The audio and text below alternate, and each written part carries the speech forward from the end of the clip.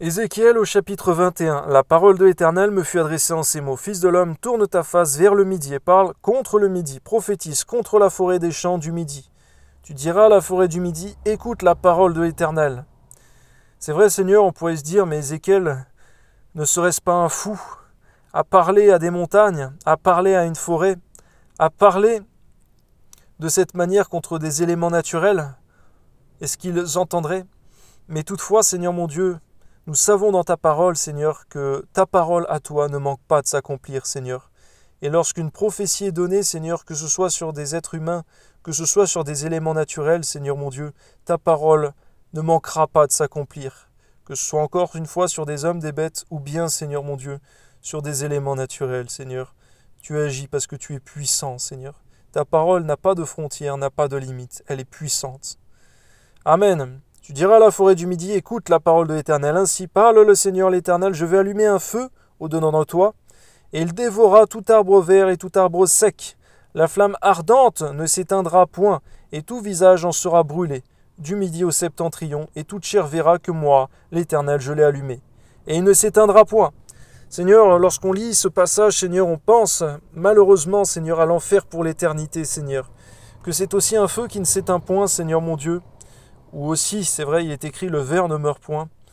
Mais toutefois, Seigneur mon Dieu, il est écrit également que tu convertis ta colère en abrasier, Seigneur mon Dieu.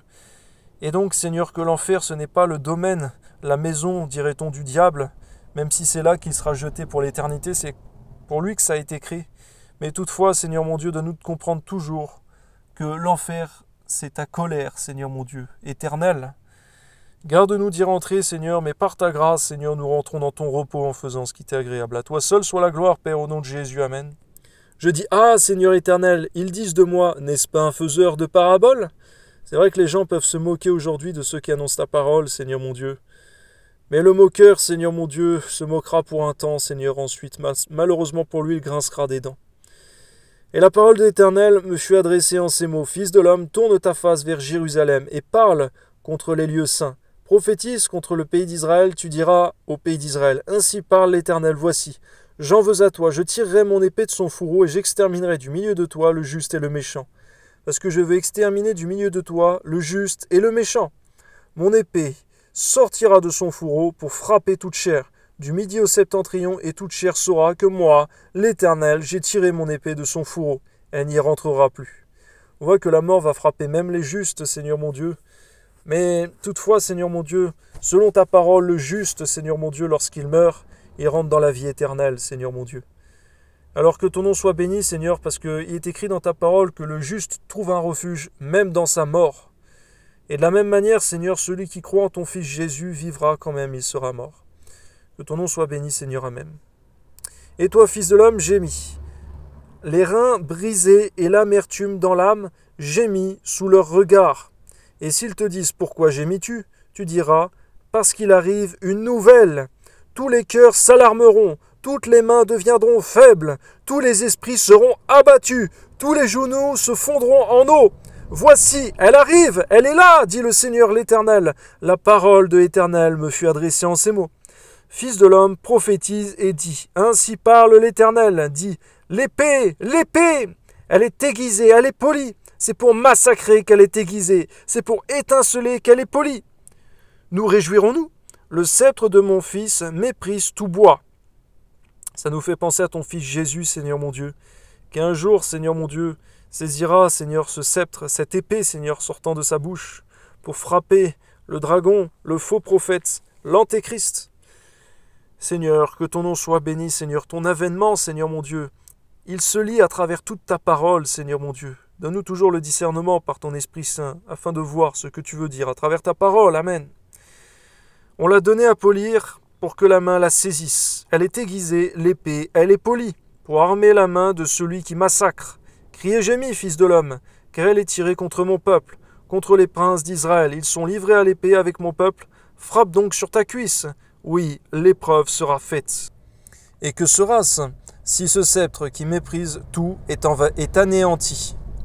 Dit le Seigneur l'Éternel, et toi, fils de l'homme, prophétise, et frappe des mains, et que les coups de l'épée soient doublés, soient triplés. C'est l'épée du carnage, l'épée du grand carnage, l'épée qui doit les poursuivre pour jeter l'effroi dans les cœurs, pour multiplier les victimes à toutes leurs portes. Je les menacerai de l'épée. Ah, elle est faite pour étinceler, elle est aiguisée pour massacrer. Rassemble tes forces, tourne-toi à droite, place-toi, tourne-toi à gauche, dirige de tous côtés ton tranchant, et moi aussi je frapperai des mains et j'assouvirai ma fureur. C'est moi, l'Éternel, qui parle. Il y a un verset qui dit dans ta parole, Seigneur mon Dieu, malheur à celui qui éloigne sa verge du carnage, son épée du carnage. Garde-nous d'éloigner notre épée du carnage. Il est écrit dans ta parole, Seigneur, que l'épée de l'Esprit, c'est la parole de Dieu. Donne-nous de ne jamais, Seigneur mon Dieu, éloigner notre épée du carnage. Quelques-uns peut-être, de quelle épée parle-t-on? De quel combat même parle-t-on? Il est écrit dans ta parole, Seigneur mon Dieu, et c'est vrai, que le seul combat contre qui nous avons à mener, c'est contre le diable, contre le péché, contre ses démons. Alors donne-nous de toujours mener le bon combat, et non, Seigneur, de combattre contre les hommes, Seigneur mon Dieu. Tu as dit que le combat qu'on a à mener, il n'est pas charnel, mais il est spirituel. Mais il est réel. À toi soit la gloire, au nom de Jésus. Amen. La parole de l'Éternel me fut adressée en ces mots. Fils de l'homme, trace 2 chemins pour servir de passage à l'épée du roi de Babylone. Tous les 2 doivent sortir du même pays. Marque un signe, marque-le à l'entrée du chemin qui conduit à une ville. Tu traceras l'un des chemins pour que l'épée arrive à Rabat, ville des enfants d'Ammon, et l'autre pour qu'elle arrive en Juda, à Jérusalem, ville fortifiée, car le roi de Babylone se tient au carrefour, à l'entrée des 2 chemins pour tirer des présages. Il secoue les flèches, il interroge les téraphins, il examine le foie. On voit, Seigneur, l'idolâtrie, Seigneur, qui ressemble beaucoup aussi à de la sorcellerie, qui ressemble, Seigneur, à toutes sortes de magie et autres, Seigneur, mais ces choses te sont en abomination. C'est par ton esprit, par ta parole qu'il nous faut, Seigneur, agir dans le surnaturel et non dans l'occultisme. Garde-nous de ces choses, Seigneur mon Dieu, au nom de Jésus. Amen. Le sort qui est dans sa droite désigne Jérusalem, où l'on devra dresser des béliers, commander le carnage et pousser des cris de guerre. On dressera des béliers contre les portes, on élèvera des terrasses, on formera des retranchements. Il ne voit là que de vaines divinations, eux qui ont fait des serments. Mais lui, il se souvient de leur iniquité, en sorte qu'ils seront pris. C'est pourquoi ainsi parle le Seigneur l'Éternel, parce que vous rappelez le souvenir de votre iniquité en mettant à nu vos transgressions, en manifestant vos péchés dans toutes vos actions, parce que vous en rappelez le souvenir, vous serez saisis par la main. Je voudrais dire, Seigneur, de la même manière, garde-nous de rappeler le souvenir de nos iniquités passées, de ceux que tu nous as pardonnés, Seigneur mon Dieu, garde-nous de rappeler le souvenir de ces choses. C'est vrai, Seigneur, garde-nous, Seigneur, de rappeler le souvenir de nos iniquités passées. Lorsqu'on commettait toutes sortes de péchés, qu'on t'a demandé pardon, que tu nous as pardonné, garde-nous de rappeler le souvenir de nos péchés. Oui, Seigneur mon Dieu, même lors des confessions, Seigneur, donne-nous d'être très sobres, très rapides, Seigneur.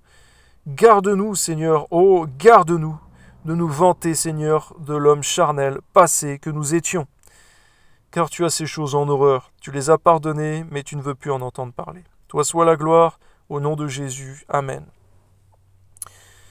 Et toi, profane, méchant, prince d'Israël, dont le jour arrive, au temps où l'iniquité est à son terme. Ainsi parle le Seigneur l'Éternel, la tiare sera ôtée, le diadème sera enlevé. Les choses vont changer. Ce qui est abaissé sera élevé, ce qui est élevé sera abaissé. On voit encore, Seigneur, le jugement de l'humble et le jugement de l'orgueilleux. Nous devons toujours marcher dans l'humilité et non dans l'orgueil, Seigneur, au nom de Jésus. Amen. J'en ferai une ruine, une ruine, une ruine.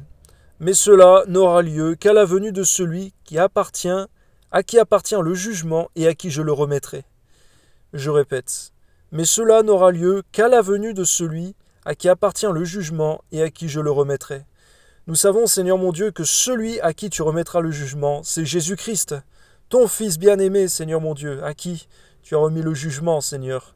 C'est vrai, Seigneur mon Dieu, tu as remis tout jugement au Fils, afin que ceux qui honorent le Père doivent également honorer le Fils. C'est vrai, Seigneur mon Dieu, beaucoup croient pouvoir entrer dans le royaume des cieux sans Jésus-Christ. Mais cependant cela est impossible, Que ton nom soit béni, Seigneur, au nom de Jésus. Amen. Et toi, fils de l'homme, prophétise et dis ainsi, parle le Seigneur l'Éternel, sur les enfants d'Amon et sur leur opprobre, dis, l'épée est tirée, elle est polie pour massacrer, pour dévorer, pour étinceler. Au milieu de tes vaines visions et de tes oracles menteurs, elle te fera tomber parmi les cadavres des méchants, dont le jour arrive, au temps où l'iniquité est à son terme. Remets ton épée dans le fourreau, je te jugerai dans le lieu où tu as été créé, dans le pays de ta naissance. Je répandrai sur toi ma colère. Je soufflerai contre toi avec le feu de ma fureur, je te livrerai entre les mains d'hommes qui dévorent, qui ne travaillent qu'à détruire. Tu seras consumé par le feu, ton sang coulera au milieu du pays. On ne se souviendra plus de toi, car moi, l'Éternel, j'ai parlé. Gloire à Dieu. Amen.